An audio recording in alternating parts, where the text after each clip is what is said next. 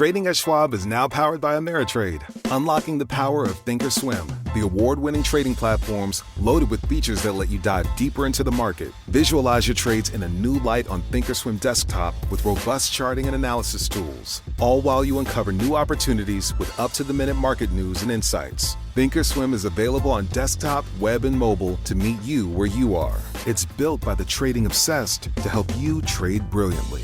Learn more at schwab.com/trading. At Arizona State University, we're bringing world-class education from our globally acclaimed faculty to you. Earn your degree from the nation's most innovative university. Online. That's a degree better. Learn more at asuonline.asu.edu. Ahead of the United Nations UN General Assembly slated for September 2025, the President of France, Emmanuel Macron, on Thursday issued a statement and said that France will recognize the State of Palestine at the UN coming meeting of heads of states as a way to put an end to the war in Gaza so that the civilian populations in the Palestinian city can be rescued, also describing the move as France's historical commitment to a just and lasting peace in the Middle East. The Prime Minister of Israel, Benjamin Netanyahu, within an hour issued a counter-press statement and said that the State of Israel condemned the decision of France's president to recognize the State of Palestine, stressing that such move by France rewards terror and risks creating another Iran proxy that will be a launch pad to annihilate Israel. According to the President of France, Emmanuel Macron, true to its historic commitment to a just and lasting peace in the Middle East, I have decided that France will recognize the State of Palestine. I will make the solemn announcement at the United Nations General Assembly next September. The urgency is today for the war in Gaza to end and the civilian population to be rescued. Peace is possible. There is an immediate ceasefire, the release of all hostages and massive humanitarian aid to the people of Gaza. We must also guarantee the demilitarization of Hamas, secure and rebuild Gaza. At last, it is necessary to build the State of Palestine, ensure its viability and allow that by accepting its demilitarization and fully acknowledging Israel, it participates in the safety of everyone in the Middle East. There is no alternative. The French want peace in the Middle East. It is up to us, the French, together with Israelis, the Palestinians, our European and international partners, to demonstrate that it is possible. In light of the commitments that the President of the Palestinian Authority made to me, I wrote to him my determination to move forward. Trust, clarity and commitment. We will win peace, the French President stated. In a swift reaction, Prime Minister Benjamin Netanyahu reacted and said, "We strongly condemn President Macron's decision to recognize a Palestinian state next to Tel Aviv in the wake of the October 7th massacre. Such a move rewards terror and risks creating another Iranian proxy, just as Gaza became. A Palestinian state in these conditions would be a launch pad to annihilate Israel, not to live in peace beside it. Let's be clear, the Palestinians do not seek a state alongside Israel, they seek a state instead of Israel." Meanwhile, it would be recalled that Daily Sabah news media on May 28, 2020, Clearwater Police Department in Florida, United States has confirmed that World Wrestling Champion Terry Bolley aka Hulk Hogan died on Thursday morning around 11:17 a.m. after the personnel of the Clearwater City Fire and Police Departments responded to an emergency medical report at about 9:51 a.m. and administered first aid treatment of cardiac arrest to Hulk Hogan before he was rushed to Morton Plant Hospital where he was pronounced dead. According to the Clearwater Police Department in a video press briefing held a few hours ago, the Clearwater Fire Department and Clearwater Police Department personnel responded to a medical call at 9:51 a.m. today in the 1000 block of El Dorado Avenue on Clearwater Beach.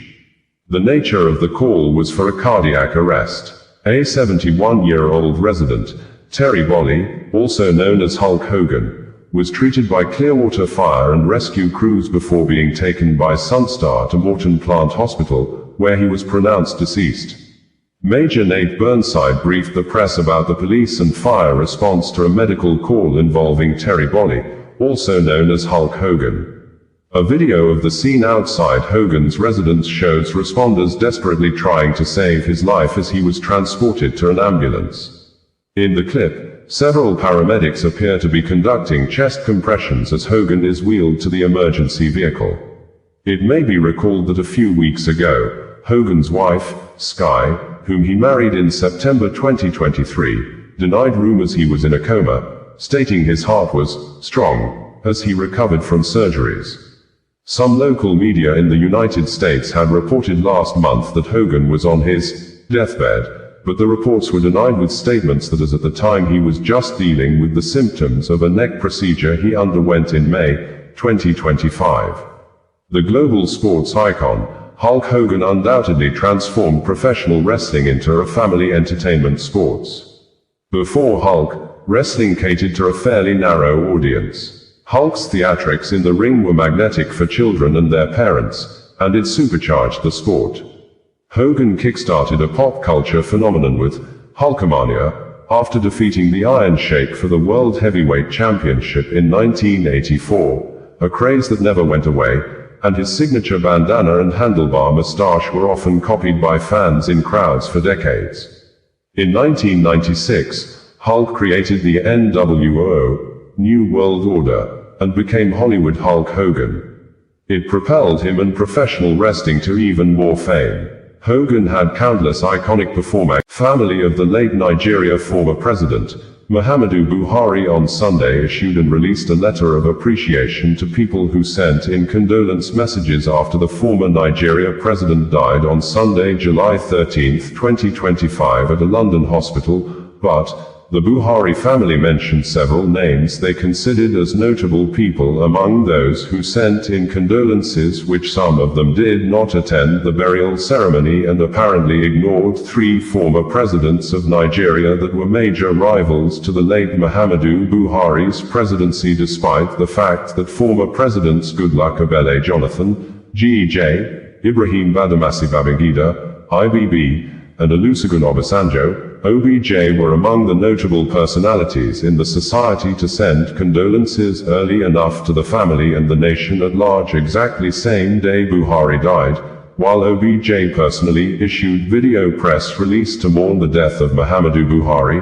GEJ, after issuing condolence message, visited the family of late Buhari in London the next day to console with the bereaved family, and also, IBB, after mourning the demise of late President Muhammadu Buhari, sent his children led by Muhammad Babangida to Katsina State to pay the family and the people condolence visit over the death of the late former head of state, Muhammadu Buhari, that was ousted out of power as then Nigeria military head of state on August 27, 1985 by IBB in a bloodless coup that led to the arrest and detention of Buhari at a prison facility in Benin City for almost 3 years.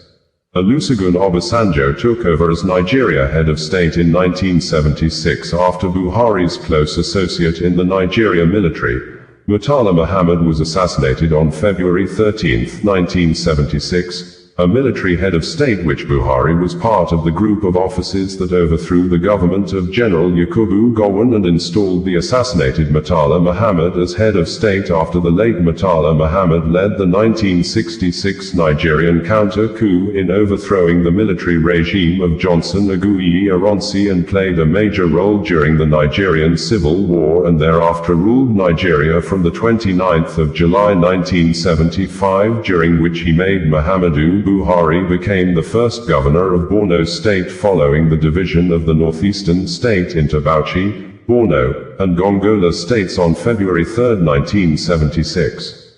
After Obasanjo became military head of state, Buhari served as governor of Borno from February 3, 1976, to March 15, 1976.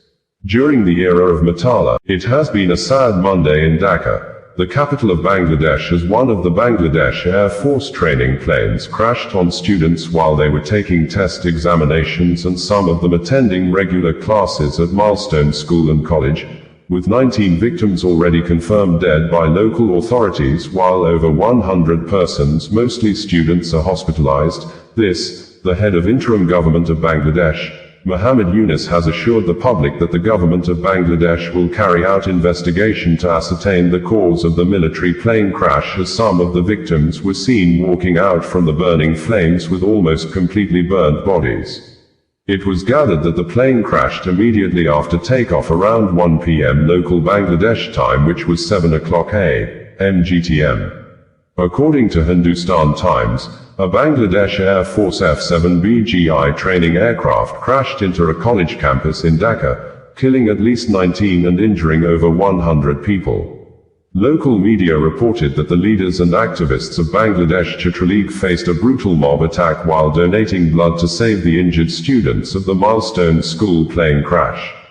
Military and a fire official said the Bangladesh Air Force F-7BGI aircraft crashed into the campus of Milestone School and College in Dhaka's Uttar neighborhood on Monday afternoon, where students were taking tests or attending regular classes.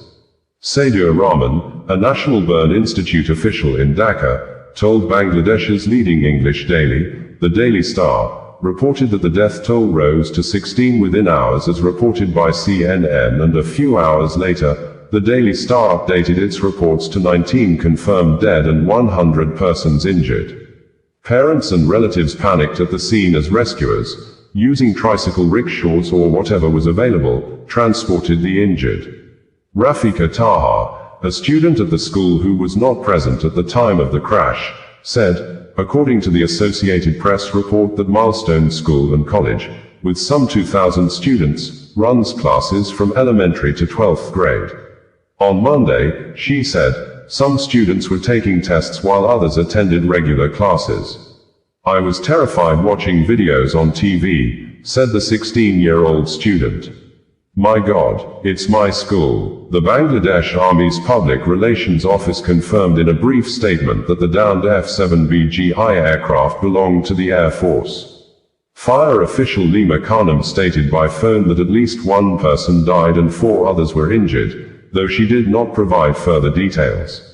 A third-grade student was brought in dead, and 3 others, as multiple wars in the Middle East appear unabated. Israel, the main defender and attacker on multiple waterfronts in the city of Gaza, Lebanon, Iran, Yemen and now Syria, has ordered the Israel Aerospace Industries, IAI, to mass-produce Arrow missiles interceptors in a very large numbers, with the Israel Ministry of Defense saying that the State of Israel has increased its defense spending for 2025 and 2026 to 42 billion new Israeli shekels, which is approximately $12.5 billion.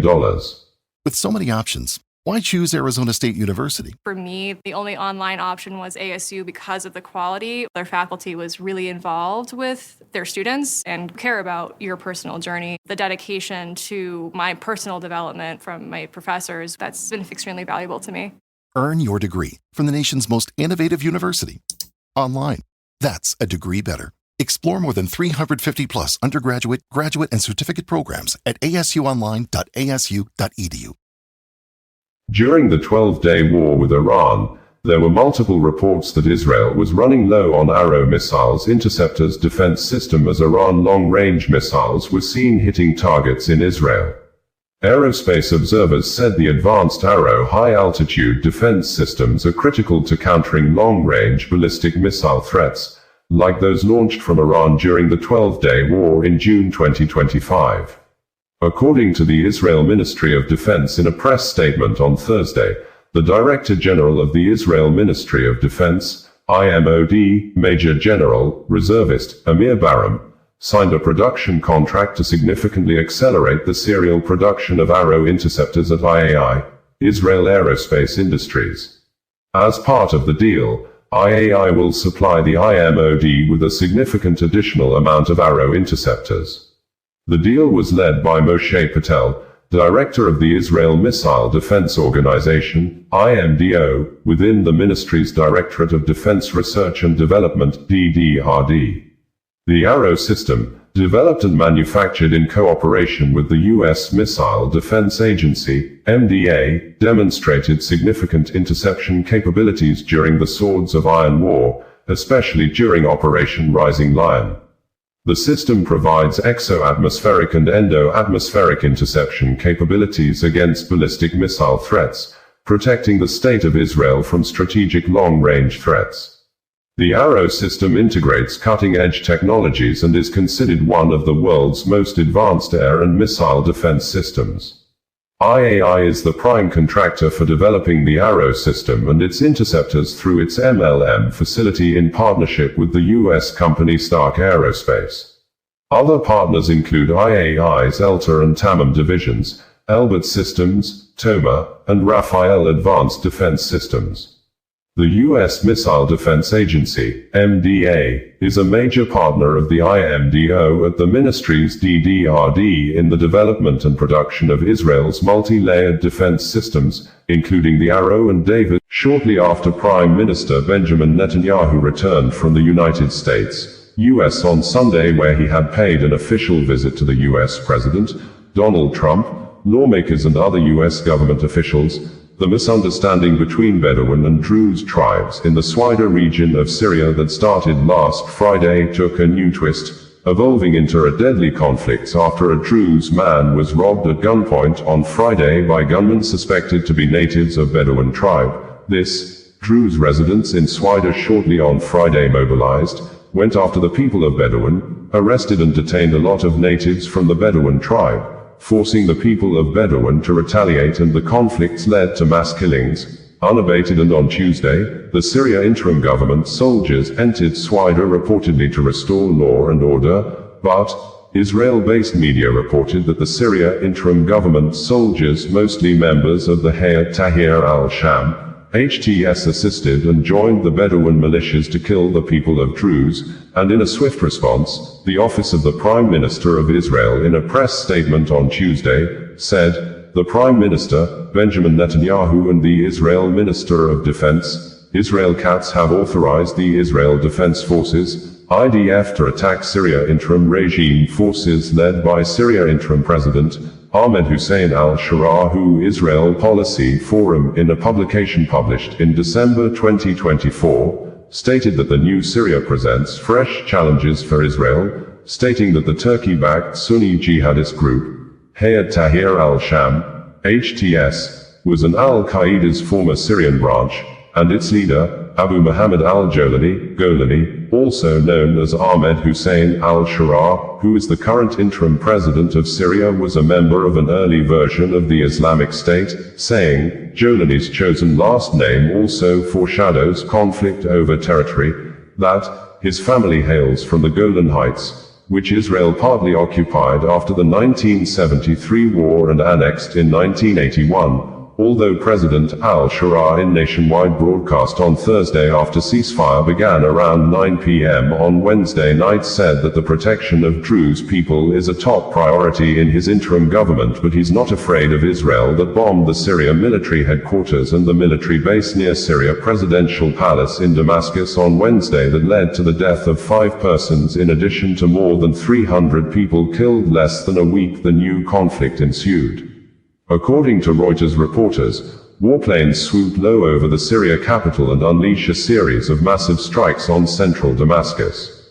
President Bola Ahmed Tinubu has confirmed and announced the death of the Nigeria immediate past president, Muhammadu Buhari, at a London hospital at about 4:30 p.m. on Sunday, after years of rumors and speculations by the detained leader of the indigenous people of Biafra, IPOB, Mazi Nnamdi Kanu, that the person that ruled Nigeria for the last 8 years died few years after he took over office on May 29, 2015.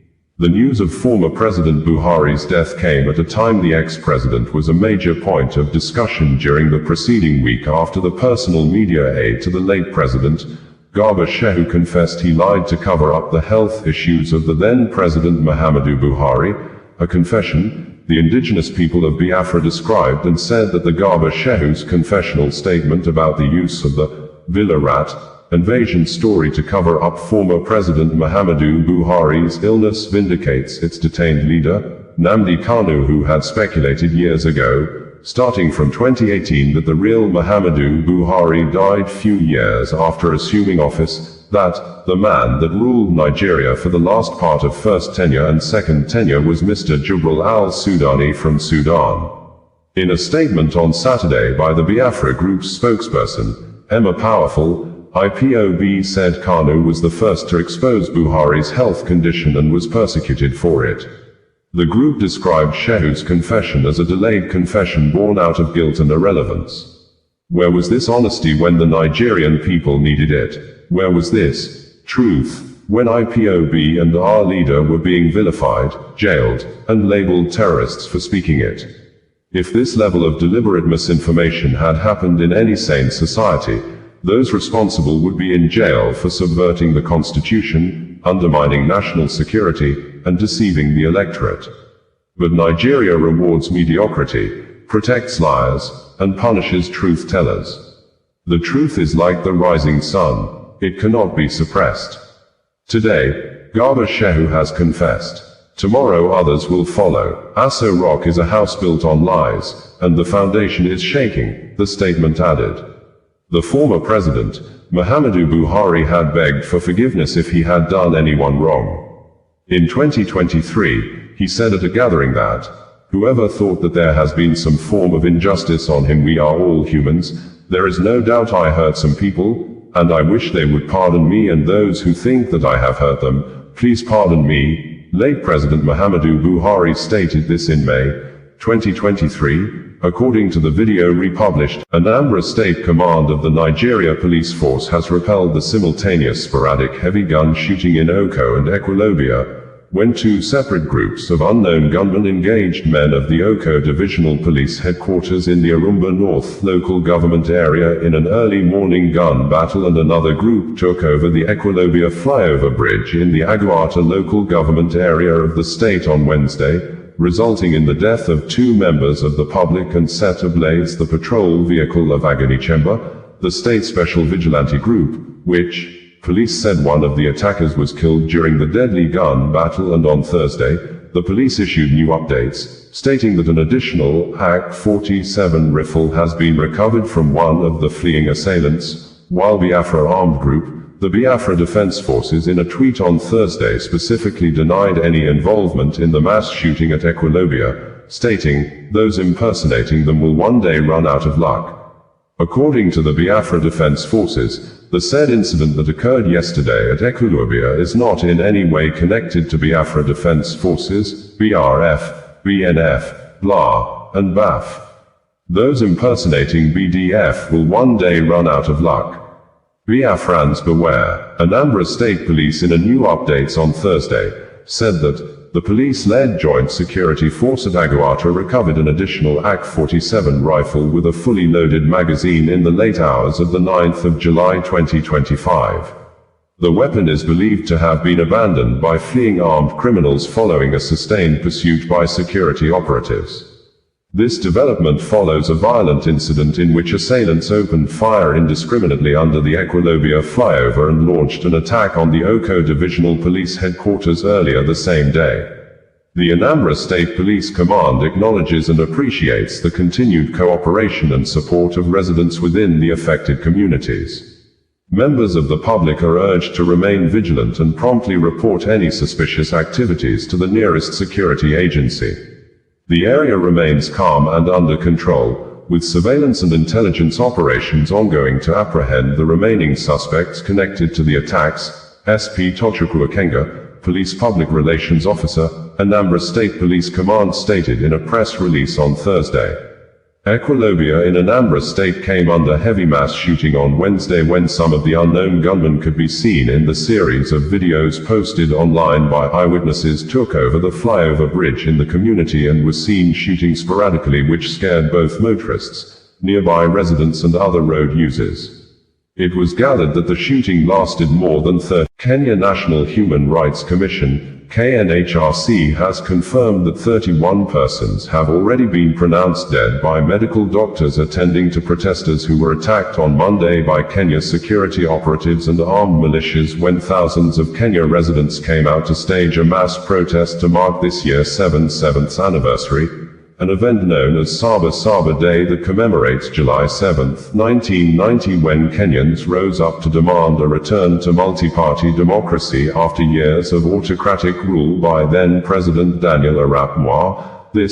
The united opposition leaders called on all Kenya citizens to declare President William's Ruto government as an illegitimate regime that is an enemy of the people, hostile to the people, killing the people by thus boycotting all government functions and activities and delegitimize the government's businesses and actions, insisting 2027 is too far for Kenyans to wait before ending the presidency of Ruto. And in a swift reaction, President William Ruto on Wednesday visited Dagoretti, northern side of Nairobi, to inspect the construction of 540 housing units project at Kilimani police station, and during the visit, the president addressed the nation and declared those are apparent protesters who attacked fellow Kenyans, police officers, security installations and businesses as terrorists, stressing, such acts are a declaration of war and he will never allow retrogressive elements who want to rise to power through shortcuts succeed. Opposition leaders on Tuesday accused the government of deploying unmarked police vehicles to transport armed gangs to perceived opposition strongholds during the protests. They called for a national boycott of all businesses affiliated with President Ruto's administration, accusing his government of deploying state-sponsored violence and extrajudicial killings on Kenyans. This regime is hostile. It cannot be reasoned with. It must be resisted. We will not rest. We will not retreat. We will not surrender, the opposition said in a joint statement.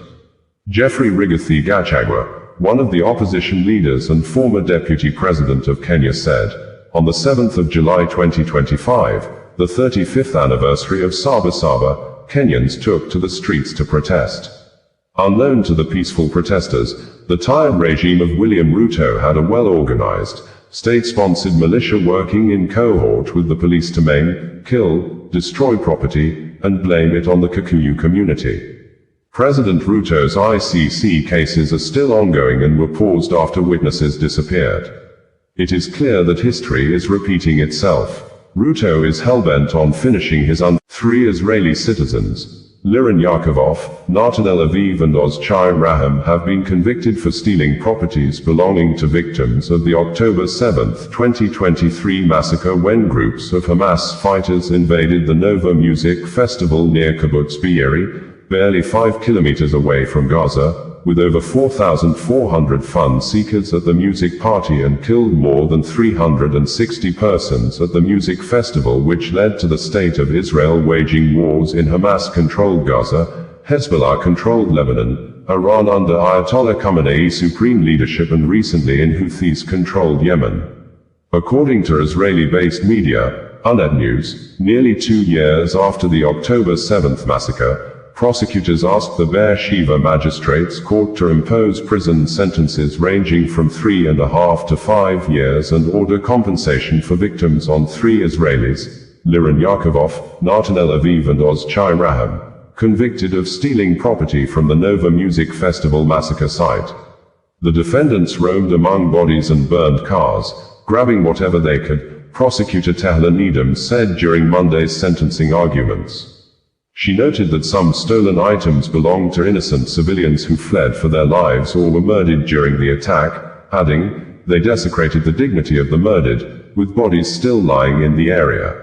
Their actions violate the most basic societal norms. The prosecution also requested a fine of 80,000 shekels, $21,000, for the defendants.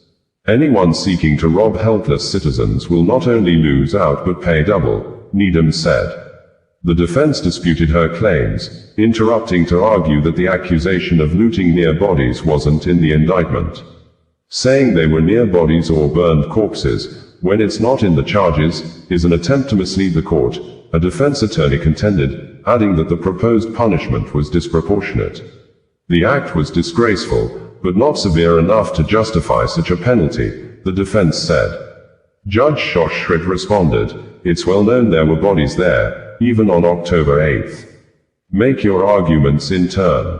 She added that the trio's actions were planned, dismissing claims of them being foolish or childish.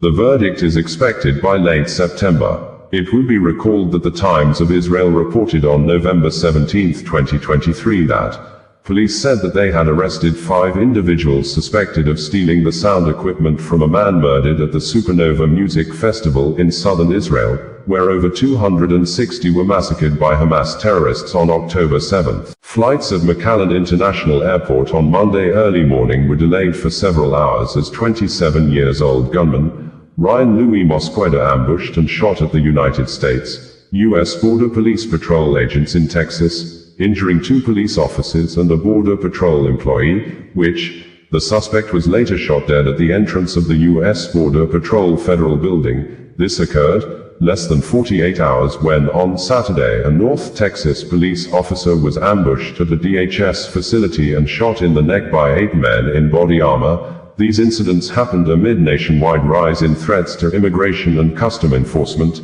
ICE personnel and Border Patrol agents over President Donald Trump immigrants' deportation policy.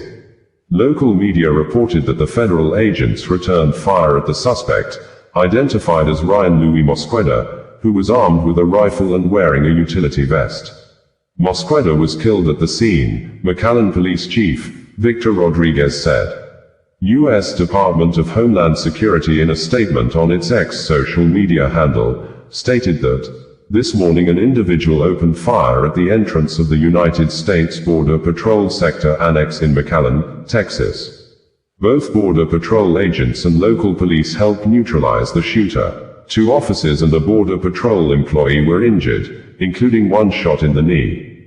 All 3 have gone to the hospital. This is an ongoing investigation led by the FBI." While blaming politicians for the continuous attacks on security operatives, the U.S. Homeland Security Department said, "This administration is not playing games with the lives and safety of our ICE officers." ICE law enforcement is facing a 700% increase in assaults against them due to rhetoric from politicians like Mayor Bass. Secretary Noem's message is clear. If you lay a hand on a law enforcement officer, you will be prosecuted to the fullest extent of the law. The suspect never made it inside the building but fired many rounds at the building, Rodriguez said. Mosqueda has a Michigan address and arrived in a car with additional weapons and ammunition inside, the police added. McAllen police responded to the scene shortly before 6 a.m., where the shooter attacked the federal building with an assault rifle at about 5:45 a.m., according to local media and residents. Local media added that Ismael Garcia, a 10-year veteran with the McAllen police who responded to the scene, was struck in the knee during the shootout and is in recovery, quoting Chief Rodriguez, who said it during a news conference. 3 officers sustained gunshots. Imo State Command of the Nigeria Police Force has given reasons why a suspected kidnapper, Obinna Orji, who the police said his gang are responsible for series of kidnapping and armed robbery in Anambra, Delta and Rivers states, has not been charged to court since he was arrested, while condemning an ex-social media post published by an account holder named Fisayo Suyombo, who has raised alarm that the police arrested and detained Obinna Orji. He described in the post as a businessman for 8 months without charging him to court. In a swift reaction on Saturday, Imo State Police Command, in a statement issued and made available by the command spokesperson, Okoye Henry, narrated and listed the alleged crimes committed by the detained Obinna Orji, saying, "The kind of crimes Obinna is allegedly involved in are capital offenses that police has no right to grant his bail, and the delay in taking him to court is because the alleged crimes cut across multiple states which required more time for proper investigation." Fisayo Suyombo, who often introduces himself as an undercover investigator, had tweeted on X social media on Saturday with a photograph of the police officer in charge of the case and said, "Spiola, the officer in charge of the anti-kidnapping unit of the police in Imo, has been detaining Obinna Orji, a 43-year-old businessman, for 8 straight months without charging him to court." Spiola says nobody, not even the IGP, can compel him to act otherwise. And the police replied and said, "The Imo State Police Command is aware of a recent misleading publication on the social media platform X, authored by Mr. Fisayo Suyombo, alleging the unlawful detention of one Mr.